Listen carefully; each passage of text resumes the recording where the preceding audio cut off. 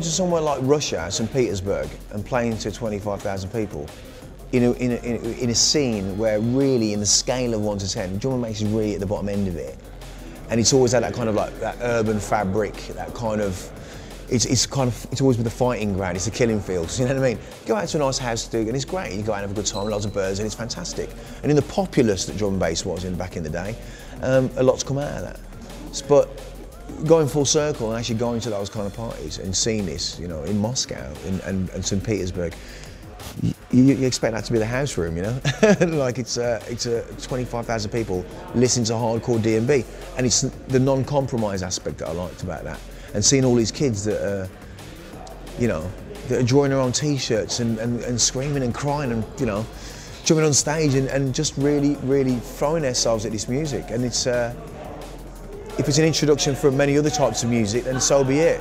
Believe me, I mean, I have, you know, for better want of the word, if I was a capitalist in this industry, I would have ended up doing 4/4 music years ago and gotten to live in LA. It just wasn't, for me, my job's cut out. I do make it complicated for myself, but that's the hand I've got dealt, and I have to, and I feel good about dealing with that hand. Do you know what I mean? And I have my purpose, and I kind of know what that is now. Out of all the magazines that I've seen change, and I've seen a lot of them fall off and drop like flies around it. I mean, Mixmag have been out there, man. They've been there and they've covered it, and they've, you know, whoever the creatives are within that structure, they've done a pretty good job of doing that. Have you seen that dodgy cover that I did many years ago? You see it, right?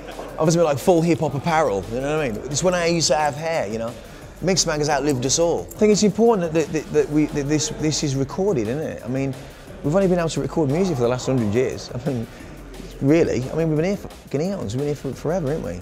But that's a good thing that you can, you know, that I can look back, and I mean, I went through my media cabinets of stuff, right? Like just going through stuff to scan to put online, and I'm looking at Mixmag covers, and I'm looking at all those other covers, and I'm thinking, bloody hell, this is mad.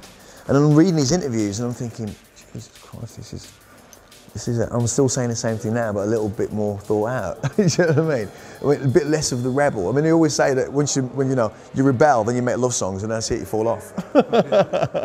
I just enjoy the fact that I can, after, you know, being 42, involved in this music, and still loving it the way I love it.